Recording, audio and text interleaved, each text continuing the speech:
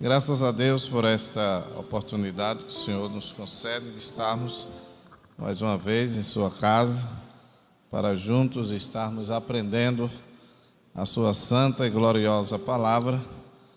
E nós queremos dar sequência ao nosso assunto que estamos estudando esses dias e queremos louvar a Deus pela vida de todos aqueles que chegaram até aqui e pela graça e pela misericórdia de Deus, nós aqui estamos para engrandecê-lo e dizer que Ele é bom e a sua benignidade dura para sempre. Amém, amados?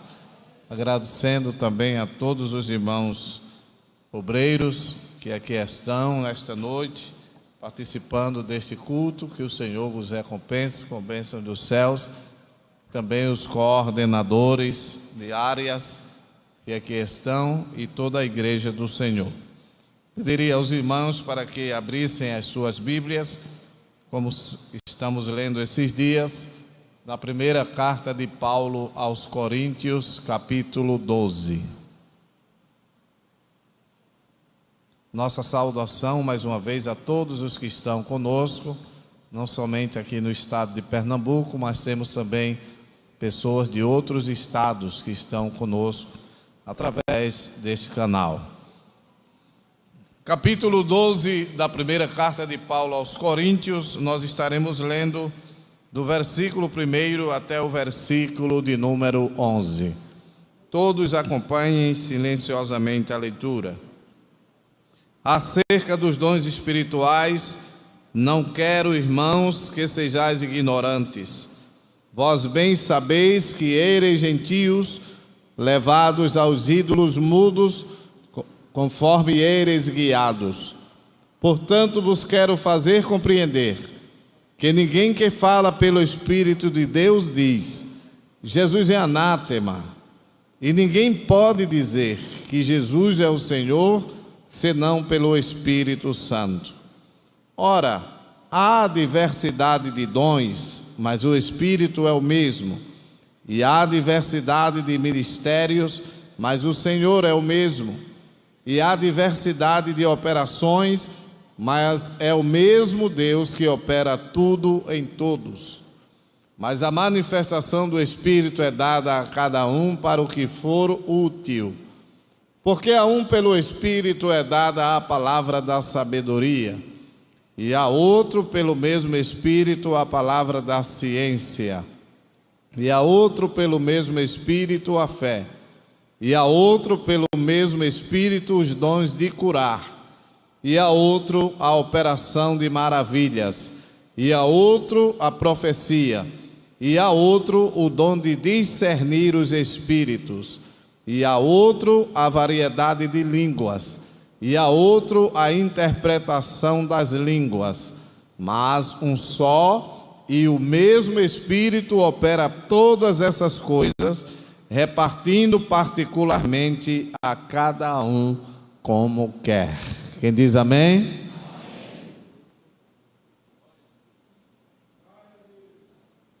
Meus irmãos, semana passada nós paramos falando a respeito que a igreja deve buscar os dons espirituais. E quando nós lemos aqui, falamos de que os crentes não devem ser ignorantes, acerca dos dons espirituais. E Paulo ensina sobre o valor dele no seio da igreja. E Paulo, escrevendo aos crentes em Corintos, ele vai nos incentivar através da busca desses dons. E falamos aqui sobre cada grupo dos dons espirituais e um dom de maior magnitude, mas todos têm o seu importante valor no seio da igreja. É o dom de profecia. E no primeiro grupo, nós falamos aqui dos dons de saber. E neste dom de saber destacam-se o dom da palavra da sabedoria. No segundo grupo, dons de poder, destaca-se o dom da fé. No terceiro grupo, dons de expressão, destaca-se o dom de profecia. E no versículo 31, nós lemos que os melhores dons mencionados referem-se àqueles que são mais úteis. Os crentes coríntios desejavam os dons que lhes trariam maior aclamação e prestígios entre os seus irmãos em Cristo. Falamos aqui que em vez disso, Paulo os incentivou a procurar ou desejar fervorosamente os dons que beneficiariam a causa de Cristo e não a pessoa humana. Por quê? Porque os dons espirituais, ele é dado para enriquecimento da igreja. E os crentes ali de Corinto entenderam mal como os dons espirituais funcionariam, por isso Paulo escreveu para corrigir os equívocos. Observe que ele começa dizendo no primeiro versículo do capítulo 12, ele diz que acerca dos dons espirituais, não quero, irmãos, que sejais ignorantes. Ou seja, não quero que vocês sejam sem conhecimento, mas que tenham conhecimento a respeito dos dons. E falamos aqui de que os dons enriquecem a igreja. O próprio Paulo, no capítulo 1 da carta aos Coríntios, e o versículo de número 5, ele diz: porque em tudo fostes enriquecidos nele, em toda a palavra e em todo o conhecimento. E a complementação deste versículo está no versículo 7, que diz: de maneira que nenhum dom vos falta, esperando a manifestação de nosso Senhor Jesus Cristo. Então a igreja de Corinto era uma igreja rica nos dons. E lemos também que devemos orar buscando os dons. Eu estou somente recapitulando rápido, porque alguns irmãos não estavam no culto passado, para poder os irmãos pegar a linha, que vamos daqui a pouco entrar falando sobre isso. 3 dons manifestam o poder de Deus por meio de ações sobrenaturais. São eles o dom da fé, os dons de curar e o dom de operação de maravilhas. Quando lemos no capítulo 12 ainda, de 1 aos Coríntios, capítulo 12, versículos 9 e 10, diz: e a outro pelo mesmo Espírito a fé, e a outro pelo mesmo Espírito os dons de curar, e a outro a operação de maravilhas, e a outro a profecia, e a outro o dom de discernir os espíritos, e a outro a variedade de línguas, e a outro a interpretação das línguas. Então vemos que esses três dons manifestam o poder de Deus por meio de ações sobrenaturais. 3 dons revelam a sabedoria de Deus. Veja, o primeiro eu falei sobre a manifestação do poder. Agora vem 3 dons que revelam a sabedoria de Deus, proporcionando também um saber sobrenatural, que são o dom da palavra da sabedoria, o dom da palavra da ciência e o dom de discernir os espíritos. Isso nós encontramos na primeira epístola aos Coríntios, capítulo 12, versículo 8 a 10. Agora, 3 dons transmitem a mensagem de Deus, concedendo poder para um falar sobrenatural. O primeiro, vamos dizer comigo: o poder de Deus por meio de ações sobrenaturais. A sabedoria de Deus proporcionando um saber sobrenatural. E digam ainda, poder de Deus para um falar sobrenatural. Amém? Então são ações, saber e falar. Essas três classes estão esses dons.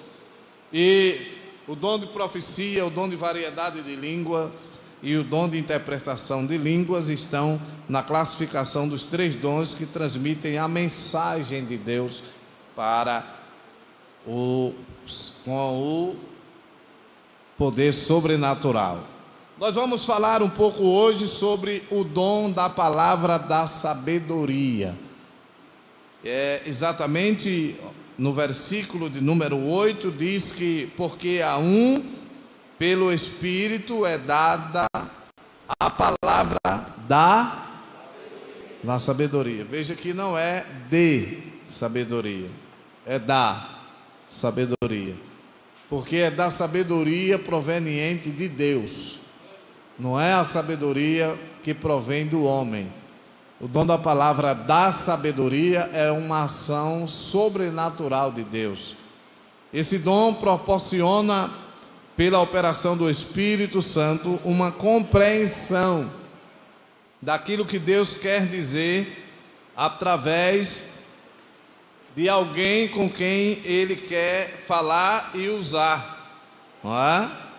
Veja que Paulo, escrevendo aos Efésios, capítulo 3, acompanhe a leitura, para os irmãos irem entendendo o que queremos falar esta noite. Efésios 3 e 4 diz: pelo que quando ledes, podeis perceber a minha compreensão do mistério de quem? De Cristo. Paulo está falando aí da profundidade da sabedoria de Deus, ensinando a aplicá-la, seja no trabalho, seja nas decisões, no serviço do Senhor, e expô-la a outros de modo a ser bem entendido. Ou seja, Deus dá uma sabedoria a alguém que prega o Evangelho com poder e com tanta sabedoria que traz, às vezes, até admiração para quem está ouvindo. Eu já ouvi irmãos que não tem curso teológico, não é? Nada contra quem tem, não é?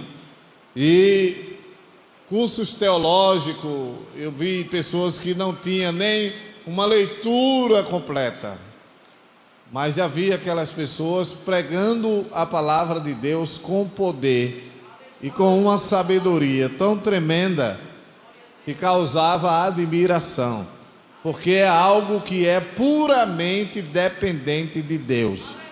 É Deus quem dá. Lá na frente nós vamos chegar aonde queremos.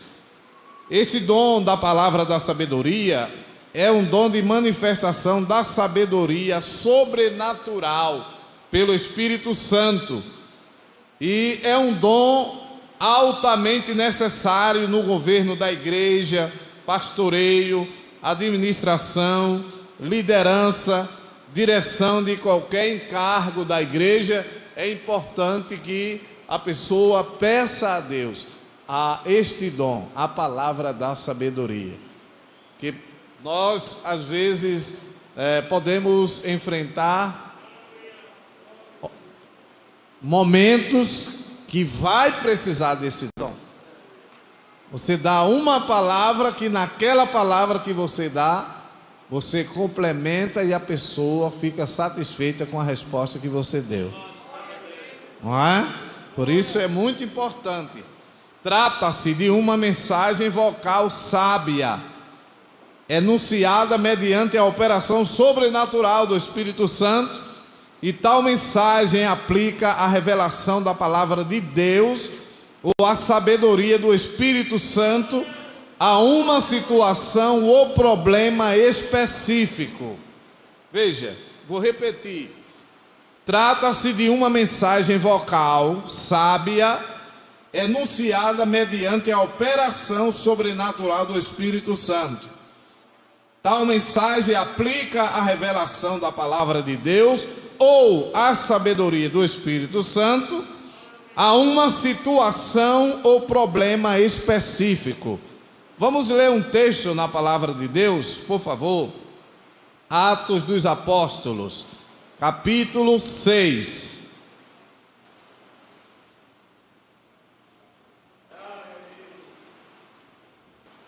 Atos capítulo 6 e o versículo de número 10, que fala sobre Estevão, que foi aquele primeiro mártir da igreja e foi apedrejado. Veja o que a Bíblia diz aí no versículo de número 10, diz assim: e não podiam resistir à sabedoria e ao Espírito com que falava. Observe que quando nós estamos lendo aqui, os irmãos sabem que Estevão foi um dos primeiros diáconos da igreja. E a escolha desses homens foi uma escolha de acordo com a sabedoria divina. E lá na frente nós vamos entender melhor com respeito a isso. Estava hoje à tarde estudando e eu estava observando como Deus, Ele trabalha. Porque a igreja, os apóstolos, eles estavam muito preocupados com o crescimento da igreja. E eles cuidavam das coisas espirituais, orando, pregando, dando assistência social ao povo. E isso foi ficando assim, muito puxado e muito pesado para os apóstolos. Aí quando lemos a partir do versículo de número 1 deste capítulo 6 de Atos dos Apóstolos, diz: ora, naqueles dias, crescendo o número dos discípulos, houve uma murmuração dos gregos contra os hebreus, porque as suas viúvas eram desprezadas no ministério cotidiano. E os 12, convocando a multidão dos discípulos, disseram: não é razoável que nós deixemos a palavra de Deus e sirvamos às mesas. Escolhei, pois, irmãos, entre vós 7 varões de boa reputação, cheios do Espírito Santo e de sabedoria, aos quais constituamos sobre este importante negócio. Mas nós perseveraremos na oração e no ministério da palavra. E esse parecer contentou a toda a multidão, e elegeram Estevão, homem cheio de fé e do Espírito Santo, e Filipe, e Prócoro, e Nicanor, e Timão, e Pármenas, e Nicolau, prosélito de Antioquia, e os apresentaram ante os apóstolos, e estes, orando, lhe impuseram as mãos. E crescia a palavra de Deus, e em Jerusalém se multiplicava muito o número dos discípulos, e grande parte dos sacerdotes obedeciam à fé. Observe que nas escolhas dos primeiros diáconos, um dos requisitos que aqui fala de boa reputação, mas em segundo lugar vem cheios do Espírito Santo. Aí depois vem e de sabedoria, ou seja, um homem que tenha um bom testemunho, que seja cheio do Espírito e que seja um homem sábio. E esta sabedoria aqui não era a sabedoria vinda lá das sinagogas. Essa sabedoria aqui era a sabedoria vinda de Deus, através do Espírito Santo. Por isso que no versículo 10, a Bíblia diz que aqueles algozes que estavam atacando a Estevão, eles não podiam resistir à sabedoria e ao Espírito com que falava. Quando nós lemos a partir do versículo 8, diz que Estevão, cheio de fé e de sabedoria, fazia prodígios e grandes sinais entre o povo.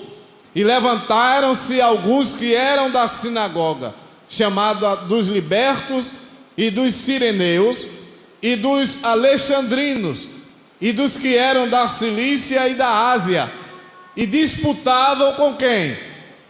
Com Estevão. Ou seja, eles vinham, irmãos, com palavras para confundir o discurso de Estevão, querer atrapalhar o discurso, a pregação de Estevão, aquilo que ele falava. Mas Estevão falava tão cheio do Espírito Santo que não dava nem tempo de eles dizer alguma coisa. Estevão já dava lapada. Eles não resistiam, não podiam resistir à sabedoria com que falava. Veja que ele tinha aqui a sabedoria dada pelo Espírito Santo. É possível que os irmãos possam encontrar, principalmente meus irmãos diáconos, os senhores podem encontrar alguém por aí que possam dizer com os senhores: você lá é o que, irmão? Não, eu sirvo a Deus lá na minha igreja como diácono. Você é só diácono? Mas veja que a posição diaconal aqui é uma posição de honra, porque para poder ser eleito como diácono naquela época, tinha que ser homens de boa reputação, cheios do Espírito Santo e de sabedoria, não é? Nos anos 60, a nossa igreja ela tinha ainda eleição para diácono, né? E já ouvi falar que o pastor José Leôncio, ele era um homem assim tão humilde, aquele homem, que foi dado o nome dele e de mais, me parece, 2 irmãos. E quem ganhou foi ele e outro irmão. E o outro irmão ficou triste. Então ele chegou para o obreiro e disse: deixe ele. Dê a ele a função. Disse: não, mas foi o senhor que ganhou. Mas o pastor Zé Leôncio era aquele homem do coração tão grande que disse: não, eu me contento com o que tenho. Eu continuo como auxiliar, deixe ele como diácono. Porque a função diaconal é uma função de serviço. É de serviço. Mas, por outro lado, também tem a questão também da sabedoria. Nós sabemos de que as pessoas que servem ao Senhor como diácono, a Bíblia diz que adquirirão bom conhecimento da parte de Deus. Nós vamos ler ainda no capítulo 15 de 1 Coríntios, alguns versículos. Não dá tempo a gente ler todos, né? Porque nos levaria bastante tempo. Mas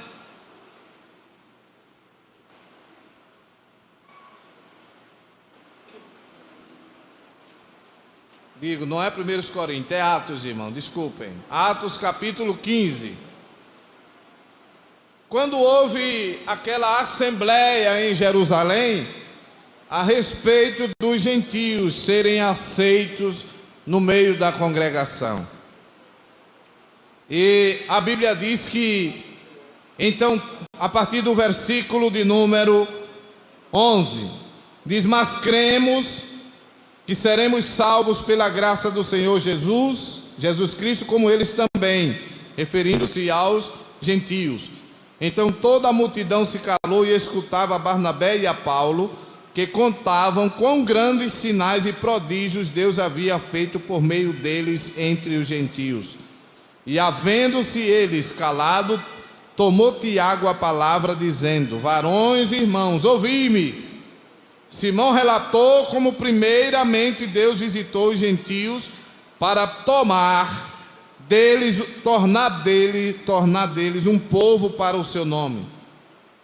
E com isto concordam as palavras dos profetas, como está escrito: depois disto voltarei e reedificarei o tabernáculo de Davi, que está caído, levantá-lo-ei das suas ruínas e tornarei a edificá-lo, para que o resto dos homens busque ao Senhor, e também todos os gentios sobre os quais o meu nome é invocado, diz o Senhor que faz todas estas coisas, que são conhecidas desde toda a eternidade. Pelo que julgo que não se deve perturbar aqueles dentre os gentios que se convertem a Deus, mas escrever-lhes que se abstenham das contaminações dos ídolos, da prostituição, do que é sufocado e do sangue, porque Moisés, desde os tempos antigos, tem em cada cidade quem o pregue, cada sábado é lido nas sinagogas. Aí o versículo 22 diz: então pareceu bem aos apóstolos e aos anciãos, com toda a igreja, eleger varões dentre eles e enviá-los com Paulo e Barnabé a Antioquia, a saber, Judas, chamado Barsabás e Silas, varões distintos entre os irmãos. Observe que nessa assembleia precisava de uma palavra de sabedoria, uma palavra da sabedoria, e Deus deu a Tiago. Vamos eleger aqui alguns irmãos e mandar uma comissão para ir às igrejas dos gentios e dizer que eles vão ser aceitos. Aleluia. Glória a Deus. Os irmãos sabem que quando a Bíblia fala de gentios, fala de toda a raça que não pertenceria aos judeus. Nós brasileiros, nós éramos gentios na classificação, na questão de salvação. Hoje somos um povo, e um povo grande, porque até a morte de Jesus só existiam dois povos, judeus e gentios, mas agora existe um outro povo, é judeus, gentios e igreja de Deus. Amém, irmãos? Igreja de Deus. Lá no Velho Testamento, a gente já vai vendo também alguma luz sobre a sabedoria de Deus, a ação desta sabedoria, não reveladamente assim propriamente como o dom, mas dá para entender a palavra que Deus deu. Por exemplo, Salomão, primeiro livro dos Reis, abra a Bíblia, por favor, capítulo 3, primeiro livro dos Reis de Israel, capítulo 3,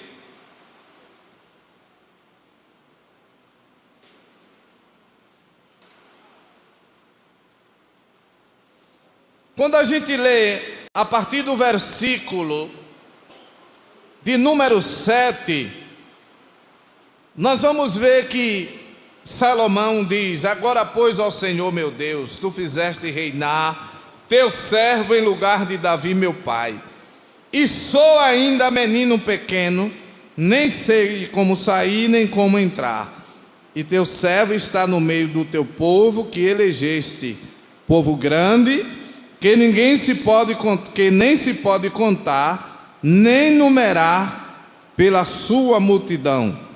Aí o 9 ele diz: a teu servo, pois, dá um coração o quê? Um coração o quê, irmãos? Entendido para julgar a teu povo, para que prudentemente discirna entre o bem e o mal, porque quem poderia julgar a este teu tão grande povo? Salomão não pede riqueza, Salomão não pede a vida dos seus inimigos, Salomão não pede nada disso.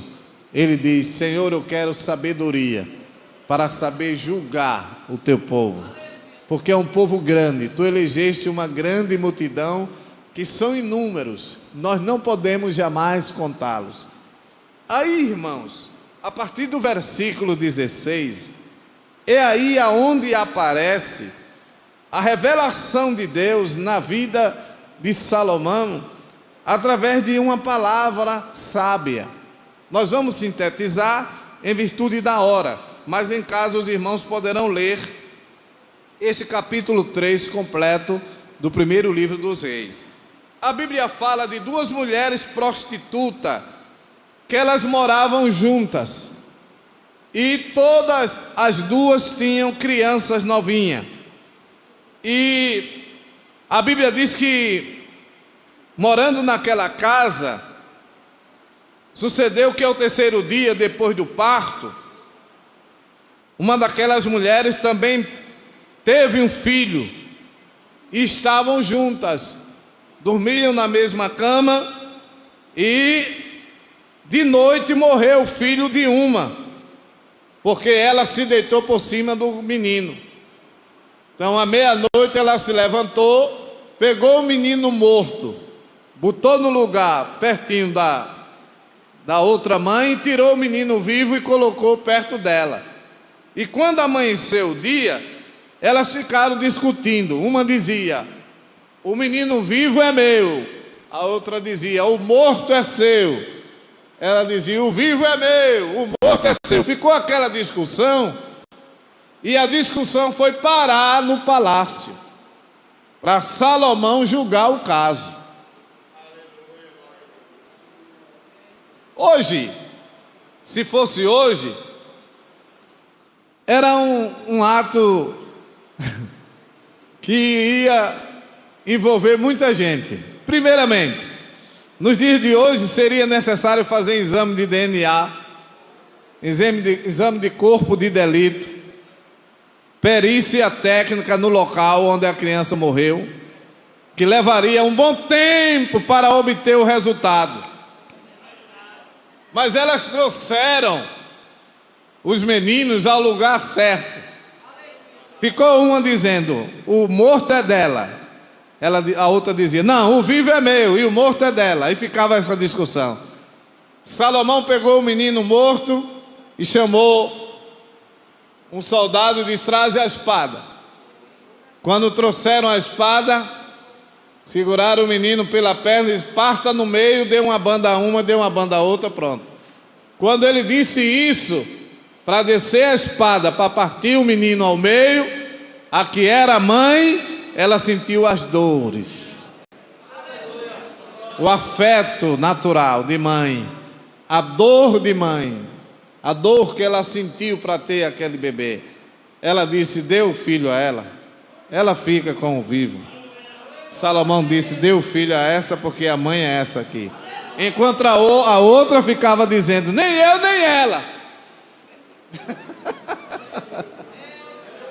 Mas a palavra da sabedoria veio certeira na mente de Salomão, e ele disse: parta no meio, uma leva uma banda e outra leva a outra. Aí ele conheceu quem era a mãe, porque a outra disse: pronto, nem eu, nem ela. Disse: a mãe é essa aqui, dê a ela. E a mulher foi embora com o menino vivo. A sabedoria de Deus sendo demonstrada na vida do homem. Irmãos, isso é algo que todo crente deve buscar. A gente sabe que muita gente, eu não digo muita, mas eu digo um bom número de crentes hoje só querem mais buscar o dom de profecia. É ou não é? É, irmão.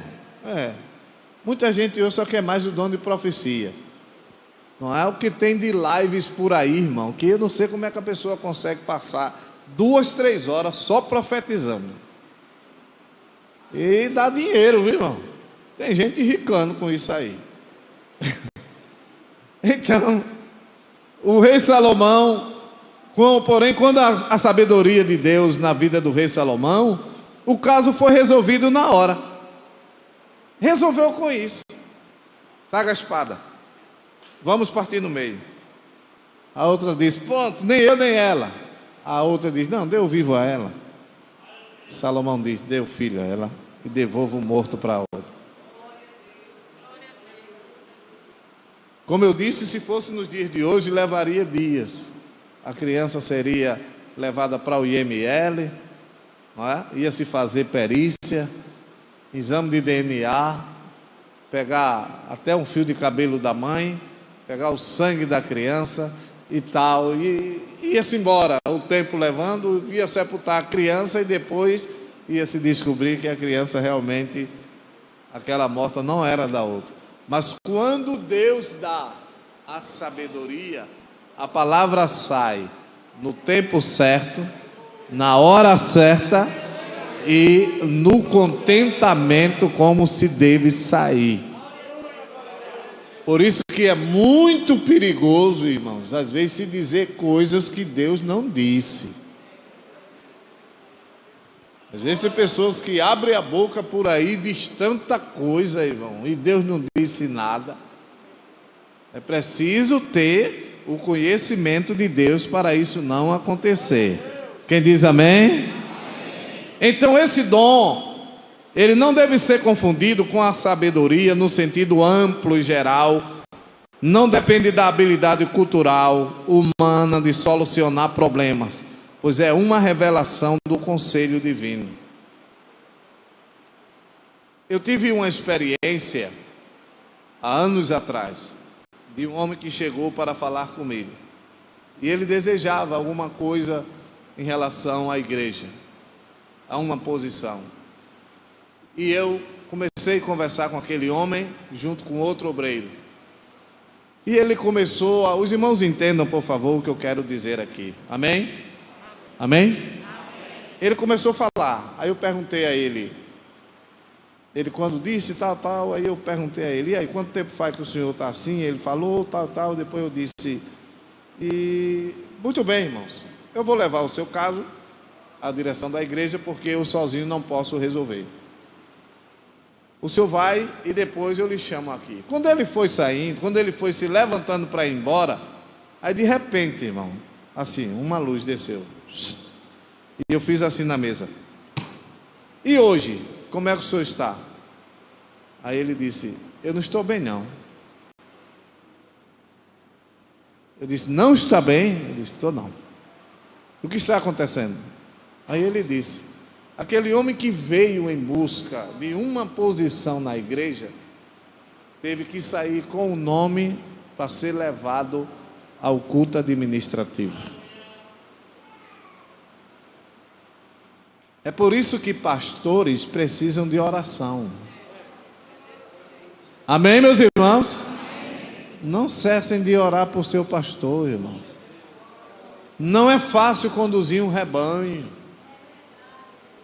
Um homem como o nosso pastor presidente, os diretores da igreja, é preciso muita sabedoria de Deus e muita graça, irmão.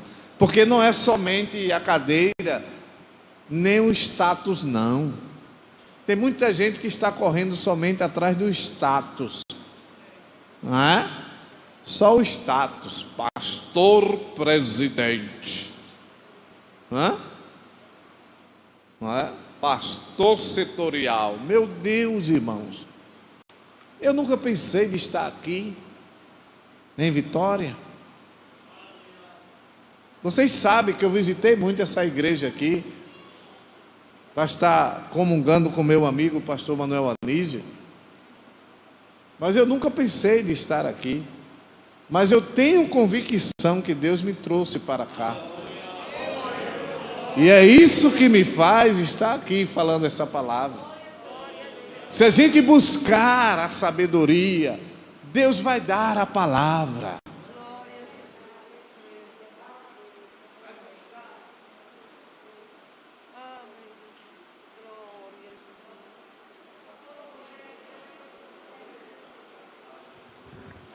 As coisas humanas são assim, né, irmãos?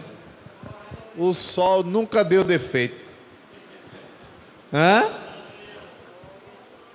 O eixo da terra nunca precisou de ser lubrificado. Há milhões e milhões de anos que a terra gira em torno do sol, para lá e para cá, e o eixo dela está lá sem precisar de nada de lubrificação. Ela roda assim, ó. O mar nunca precisou de ser temperada a água dele lá. Sempre foi salgadinho daquele jeito. Mas as coisas feitas pelos homens são assim, não é? Amém, meus amados? Amém. Então devemos buscar, irmãos. Olhe, não se sinta pequeno diante de um Deus tão grande que você tem. Você entendeu o que eu disse? Não se sinta tão pequeno diante de um Deus tão grande que você tem. Aonde você estiver, aonde você abrir a boca, aonde você chegar, Você está certo, que está no lugar certo, na hora certa, no momento certo. Está na mão de Deus. Abra a boca e a sabedoria vem do alto. Não tenha medo. O Deus a quem você serve é o Deus grande. É o Deus que deu a palavra sábia a Salomão. É o Deus que deu a palavra sábia a Estevão. O discurso de Estevão, ele vai lá em Abraão e termina em Jesus. Irmãos, é uma coisa rica. De tal forma que quando ele está naquele discurso tão bonito, os algozes veem o rosto deles brilhando, se transformando assim, e eles criam tanto ódio, e é assim mesmo, os inimigos da igreja, eles nunca vão estar satisfeitos com o que Jesus faz através de mim e de você. Eles vão sempre procurar destruir aquilo de bom que Deus te dá, que Deus nos dá. Mas continue, vá avante, vá prosseguindo, vá buscando, fique na fonte, porque essa fonte ela não seca. Ainda hoje Deus usa homens com palavras sábias, vinda direto do altar do Senhor, não é? E quando vamos observar, eu vou adiantar, porque a hora é chegada e também temos assuntos administrativos. Esse dom da palavra da sabedoria é uma coisa maravilhosa para resolver problemas, irmãos. Deus dá a palavra à pessoa. Veja aí Gênesis 41, texto muito conhecido de todos. Gênesis 41.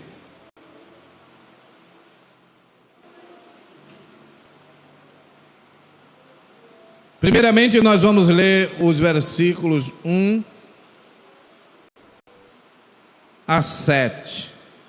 E aconteceu que ao fim de 2 anos inteiros, Faraó sonhou, e eis que estava em pé junto ao rio. E eis que subiam do rio 7 vacas, formosas à vista e gordas de carne, e pastavam no prado. E eis que subiam do rio após elas outras 7 vacas feias à vista e magras de carne, e paravam junto às outras vacas na praia do rio. E as vacas feias à vista e magras de carne comiam as 7 vacas formosas à vista e gordas. Então acordou Faraó. Depois dormiu e sonhou outra vez. E eis que brotavam de um mesmo pé 7 espigas cheias e boas. E eis que 7 espigas miúdas e queimadas do vento oriental brotavam após elas. E as espigas miúdas devoravam as 7 espigas grandes e cheias. Então acordou Faraó. Todos conhecem muito bem esse texto. Agora, vamos ler ainda a partir do versículo de número 8. E aconteceu que pela manhã o seu espírito, o espírito de Faraó, não é? Perturbou-se e enviou e chamou todos os adivinhadores do Egito e todos os seus sábios.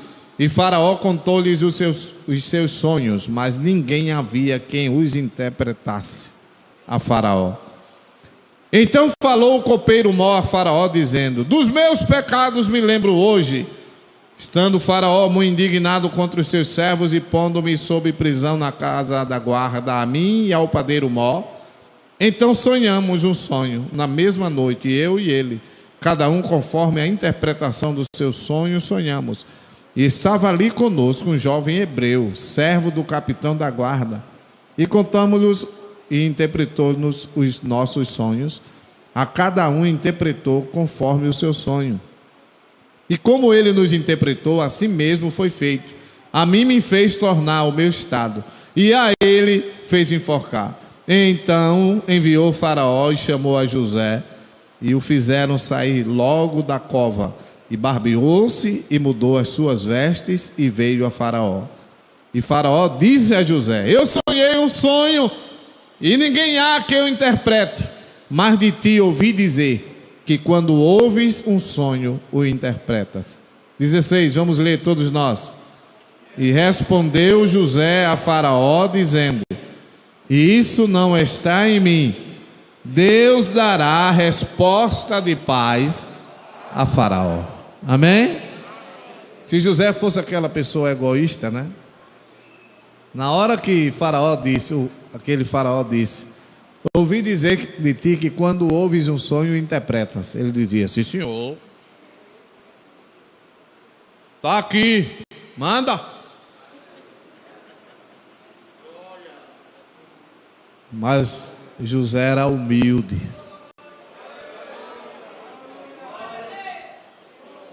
José sabia que ele não dependia dele próprio. Ele dependia de Deus.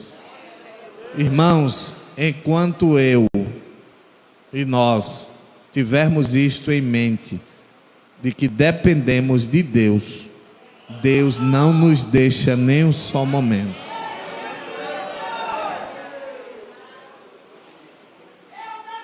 Quando o homem passa a dizer que não precisa de Deus, acabou-se. Acabou-se. José diz: isso não está em mim, mas Deus dará uma resposta de paz a Faraó. Aí ele diz: conte o sonho. Aí Faraó conta o sonho por completo. Ali eu acredito, irmãos, a Bíblia não dá detalhes, mas eu posso imaginar, quando eu começo a estudar esse texto, vamos aumentar mais para eu falar mais distante.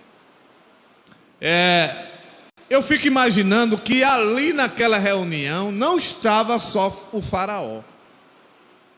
Estavam os seus servos, quem sabe até os outros adivinhos que escutaram o relato dos sonhos de Faraó. E José chega, vem da prisão, 2 anos numa prisão que não tinha nada a ver com as prisões de hoje. Veja que a Bíblia chama de cova. Era um lugar horrível, horripilante, lugar onde tinha muitos presos que se matavam lá dentro, porque o lugar era triste. Já José não, lá dentro José era um preso alegre. Nos dá a entender isso, porque quando nós lemos que o padeiro mor e o copeiro amanhecem tristes, ele pergunta: por que vocês estão tristes? Eles dizem: porque sonhamos um sonho e não há quem o interprete. Aí José disse: não são de Deus as interpretações? Conta o sonho. Aleluia.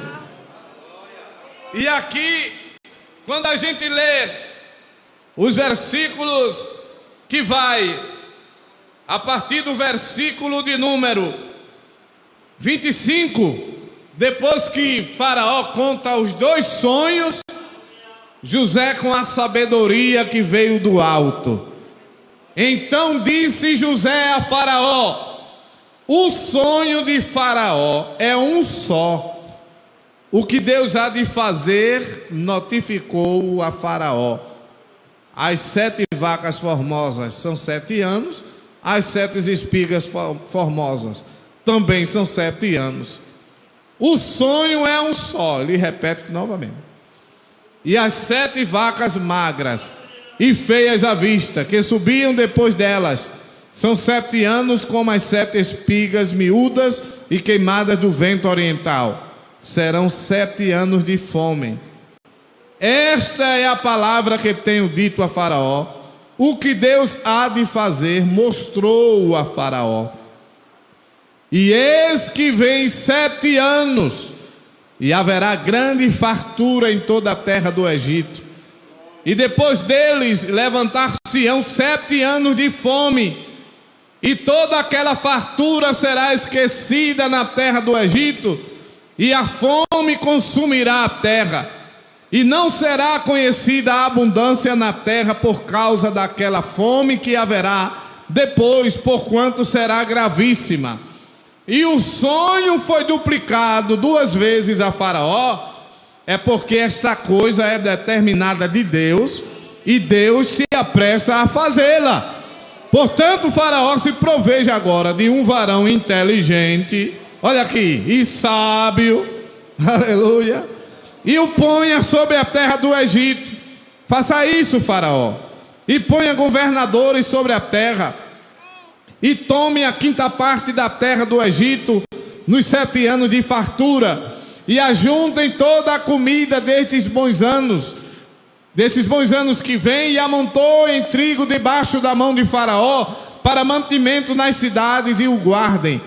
Assim será o mantimento para provimento da terra para os 7 anos de fome que haverá na terra do Egito, para que a terra não pereça de fome. E esta palavra foi boa aos olhos de Faraó e aos olhos de todos os seus servos. Olhem para cá, parece que eu estou vendo José dando a interpretação e Faraó fazendo assim.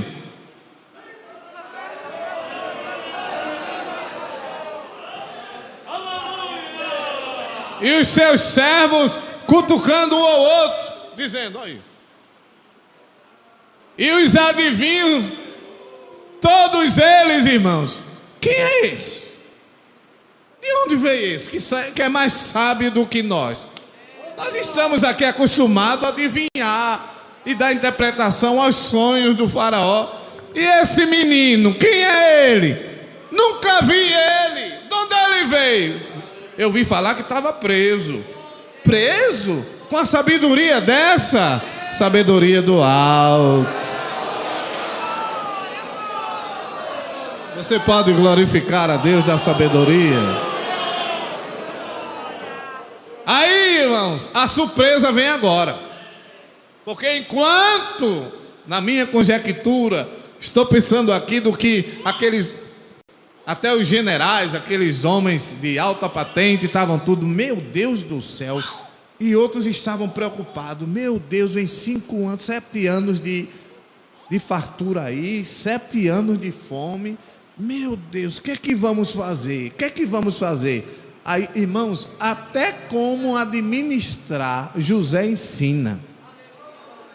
Diz a ele, compra olhe, a 5ª parte da terra, Faraó, compre tudo, mande plantar, construa armazém gigante, e todo cereal, tudo que for, bote lá dentro. Enquanto está chovendo, vá plantando, colhendo e guardando. Enquanto está chovendo, vá plantando, colhendo e guardando. Quando chegar a seca, tem comida para o Egito e para todo mundo. Aí é onde vem a surpresa. José jamais imaginou isso. Mas naquela hora, Deus começa a cumprir os sonhos de José. 41 e 38. Ele diz, e disse Faraó a seus servos, acharíamos um varão como este, em que haja o Espírito de Deus? Aqui no Egito não tem desse não. Aqui no Egito não tem um. Eu acredito que os adivinhos nessa hora começou a sair um por um, irmão. Um por um, perdemos nosso emprego. A gente não vai mais comer da mesa do Faraó. Esse menino tomou a nossa vaga. E naquele momento a Bíblia diz, depois disse Faraó a José, pois que Deus te fez saber tudo isto. Veja, Deus te fez saber. Diga comigo, Deus te fez saber. Foi Deus. Não foi José. Foi Deus. Um homem pagão, irmão, reconhece isso. Pois que Deus te fez saber tudo isto, ninguém há tão inteligente e sábio como tu. Tu estarás sobre a minha casa, e por tua boca se governará todo o meu povo. Somente no trono eu serei maior do que tu. Deus, quando quer exaltar, né? Deus, quando quer levantar um homem, irmãos, acontece o que acontecer, venha o que vier, Deus diz, é ele, e pronto, acabou-se, está marcado. De hoje em diante, olhe, eu só serei maior do que você no trono. Tirou o anel, vem cá, toma esse anel, e colocou no dedo de José. E disse, a partir de hoje, o seu nome será Zafenate Paneia, que quer dizer Salvador do Egito. E lhe deu uma filha, a Zípora, não é? Azenate, para casar com ele. E José, irmãos, começou a administrar. Deus dando sabedoria, ele administrando. Dando sabedoria e ele administrando. Dando sabedoria e ele administrando. A fonte da sabedoria é Deus, é Ele quem dá. Quantos podem dizer amém? Aleluia. O Deus da sabedoria, Ele vai te dar sabedoria. Ele vai dar a palavra de sabedoria a você. Lá no meio da sua família, Ele vai dar uma palavra sábia e vai acalmar as tempestades lá. Que Ele tem propósito com você e com sua família. Ele vai dar a palavra sábia para você lá, com as pessoas com quem você trabalha. Deus vai dar a palavra da sabedoria, e alguém vai entender o que você quer dizer, porque o Deus da sabedoria está aqui. É a Ele a quem adoramos, a Ele nós glorificamos, a Ele toda honra, toda glória, toda adoração, porque é dele, por Ele e para Ele são todas as coisas. Glória, pois, a Ele eternamente. Amém.